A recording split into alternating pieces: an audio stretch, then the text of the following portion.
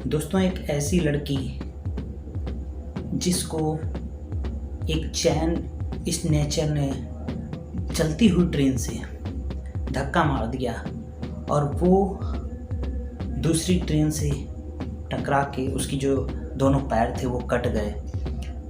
रात भर वो स्ट्रगल करती रही अपनी लाइफ को बचाने के लिए, और जब मॉर्निंग हुई लोगों ने देखा उसको जो पास के हॉस्पिटल में जिसमें भी ले गए, काफ़ी खून बह चुका था। उसके बावजूद उसको जब ट्रीटमेंट दिया गया, वहाँ पे एनेस्थीसिया नहीं थी, बेहोशी करने का कोई भी साधन नहीं था, उसको ऐसे ही टाँके लगाए गए या जो भी उसका उपचार करना था किया गया। और दोस्तों, वो जिसका दोस्तों एक पाँव कट चुका हो, वो लड़की आगे जाके एवरेस्ट की चोटी पे चढ़ती है और लोगों को दिखा देती है कि ऐसा कुछ भी नहीं है जो आप कर नहीं सकते। जी दोस्तों, आपके जहन में जो नाम है मैं उसी की बात कर रहा हूं। अरुणिमा, एक ऐसी लड़की जिसने इतिहास को रचा है, जिसने ये चीज कही है कि आप जो चाहें वो कर सकते हैं। उसकी स्टोरी बहुत ही ज्यादा प्रेरित करने वाली है, क्योंकि हम इतिहास के उन पन्नों के बारे में बात करते हैं जो शायद आज व्यक्ति नहीं है, मगर मैं जिसकी बात कर रहा हूं वो आप अभी भी हमारे बीच में है और जीता जागता उदाहरण है। दोस्तों, मैं हूं आपका दोस्त Arun Kumar Rathore. I am digital coach and IT professional. आज मैं बहुत ज़्यादा एक्साइटेड हूं। एक्साइटेड इसलिए हूं कि हम अक्सर एक्सक्यूजेस देते हैं, हम अपनी प्रॉब्लम्स को देते हैं। हम अच्छा बोल नहीं सकते, हमें इंग्लिश नहीं आती है, हमें अच्छा परिवार नहीं मिला है, हमें अच्छा माहौल नहीं मिला है, हमारे पास पैसा नहीं है, हमारे पास ये प्रॉब्लम है, वो प्रॉब्लम है, ब्ला ब्ला ब्ला। क्या कर रहे हैं आप? क्या कर रहे हैं आप उस चीज को कह रहे हैं जो आपके पास नहीं है। मैं जिस लड़की की आज कहानी बता रहा हूं, वो लड़की एक स्पोर्ट पर्सन थी और वो खेलने के लिए ट्रेन में सफ़र कर रही थी अपनी टीम के साथ, और वो जा रही थी। अचानक से ट्रेन में लोग अक्सर जो चैन वगैरह छीनते हैं, वो उन्होंने उसमें से किसी एक गुंडे ने चैन छीनी और उस लड़की ने उसका हाथ पकड़ लिया। बस क्या था, चलती हुई ट्रेन से उसने उस लड़की को फेंक दिया, अरुणिमा को बाहर फेंक दिया, और सामने से एक दूसरी ट्रेन आ रही थी, उससे वो टकराई और उस दोनों पटरियों के बीच में, दोनों रेलवे की जो पटरियां थी उनके बीच में वो गिर पड़ी। उसकी एक टांग भी कट गई। रात भर वो स्ट्रगल करती रही। उसने खुद बताया अपने एक इंटरव्यू में कि रात में जो पटरियों पे चूहे होते हैं बड़े बड़े, वो उसकी टांगों को कुतरते रहे, खाते रहे। रात भर वो तड़पती रही। उसने जिंदगी से हार नहीं मानी। पहले चैलेंज, दूसरा चैलेंज, जब उसको थोड़ा सा उजाला हुआ, लोगों ने देखा, उसको लेके गए हॉस्पिटल में। वहाँ पे ट्रीटमेंट का कोई बहुत बढ़िया साधन नहीं था, क्योंकि कोई छोटा सा कस्बा था। ट्रीटमेंट दिया गया, बेहोश करने का कोई साधन नहीं था, फिर भी उसको जो भी ट्रीटमेंट था वो किया गया बिना एनेस्थीसिया के। जब वो ये सब चीज़ों से निकल के थोड़ा सा घर आई, तब वही चीज़, लोगों की सराहना, लोगों की सांत्वनाएं उसके साथ। लोग सांत्वना इसलिए नहीं देते हैं कि वो आपका सपोर्ट करने जा रहे हैं। लोग सांत्वना इसलिए देते हैं क्योंकि वो आपको बताते हैं कि अब आप किसी न किसी पे डिपेंडेंट हो चुके हैं। अब आप अपने आप कुछ नहीं कर सकते हैं। अब आपको किसी न किसी का सहारे की ज़रूरत पड़ेगी। लेकिन दोस्तों, अरुणिमा ने हार नहीं मानी।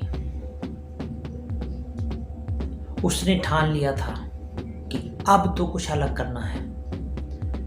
अब उसकी ज़िंदगी का एक मकसद बन गया था कि अब तो दुनिया की दिखाना है।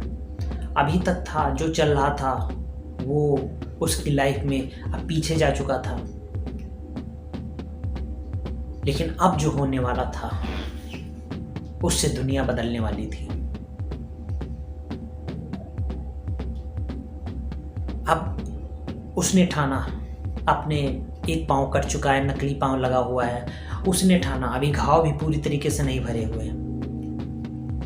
उसने संकल्प ले लिया कि मुझे जो है माउंट एवरेस्ट की चोटी पे चढ़ना है और इतिहास रचना है। या तो जिंदा रहेंगे तो इतिहास रचेंगे, या फिर कोई बात नहीं, वहीं पर चले जाएंगे। और इतिहास गवाह है कि उसने इतिहास को रचा। लेकिन उस इतिहास को रचने में जो प्रॉब्लम्स, जो परेशानियां आई, वो हमारे लिए बहुत ज़्यादा अहमियत रखती हैं। लर्निंग्स,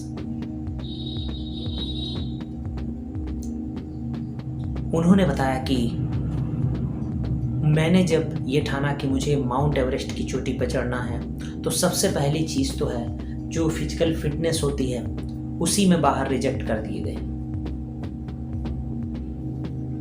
जो उसकी एक क्या क्या चीज़ें होनी चाहिए, वो कैटेगरी जो होती है उसी में बाहर कर दिए गए। काफ़ी रिक्वेस्ट मिन्नतें करने के बाद उसको टीम में लिया गया। साथ ही साथ में ये भी था कि स्पॉन्सरशिप की प्रॉब्लम आ रही थी, क्योंकि जो उसकी ट्रेनिंग होती है, जो वो सारे खर्चे होते हैं, उसमें समथिंग 4-5 लाख का खर्चा आता है, और उसके परिवार में तो इतना था भी नहीं। मगर फिर भी मिरेकल हुआ, एक मैजिक हुआ और उसको स्पॉन्सरशिप भी मिली, उसको एडमिशन भी मिला। क्योंकि दोस्तों संकल्प उसका बिल्कुल दृढ़ था और संकल्प बिल्कुल स्पष्ट था। उसने अपने लक्ष्य को स्पष्ट कर लिया था, माउंट एवरेस्ट की चोटी जाना है तो जाना है, दूसरा कुछ भी नहीं। और उसने जब इस संकल्प को किया तो कहते हैं कि जो ब्रह्मांड है वो भी आपकी मदद करता है, और मदद की। उसकी ट्रेनिंग भी शुरू हुई, उसको स्पॉन्सरशिप भी मिली। उसने माउंट एवरेस्ट के लिए पूरी ट्रेनिंग लेने के बाद उसने चढ़ना भी शुरू किया। पर दोस्तों, बड़े बड़े जहाँ पे बोल जाते थे, रास्ते में बोल गए कई उसके साथी कि अब आगे नहीं हम जाएंगे, बट उसका संकल्प दृढ़ था। उसने हार नहीं मानी। ऑक्सीजन खत्म होने पर आया, फिर भी हार नहीं मानी। उसने जाके तिरंगे को फहराया माउंट एवरेस्ट की चोटी पे, और बस वो मरने ही वाली थी कि फिर एक मिरेकल हुआ। ऑक्सीजन की कमी उसके काफ़ी हो चुकी थी। फिर एक मैजिक हुआ कि उसको उसके साथी ढूंढते हुए आए, और साथी ने उनको ऑक्सीजन दिया और उसने ये इतिहास रचा। उसके बाद तो इतिहास की एक झड़ी लगती गई। लेकिन दोस्तों, अगर आप उनका इंटरव्यू देखेंगे तो उन्होंने वो सारे दर्द को बताया है, और साथ ही साथ में अपने संकल्प की ताकत को भी बताया है। दर्द शायद उसके संकल्प से बड़ा नहीं था, इस वजह से उन्होंने वो इतिहास रचा। और दोस्तों, आपका जो दर्द है, जो तकलीफ है, वो आपके संकल्प से कहीं ज़्यादा बड़ी हो जाती है, इसीलिए आप कुछ भी नहीं रच पा रहे हैं। आप एक बार उनका इंटरव्यू देखिए, आप भूल जाएंगे समस्याएं क्या होती हैं, आप भूल जाएंगे बहाने क्या होते हैं। ज़्यादातर कोई भी जो आज ओलंपिक गोल्ड मेडलिस्ट हैं, कोई अच्छे स्पोर्ट पर्सन है, उनके कभी आप इंटरव्यू देखिए, आपको पता चलेगा कि जो संकल्प शक्ति होती है वही आपको आगे पहुंचाती है।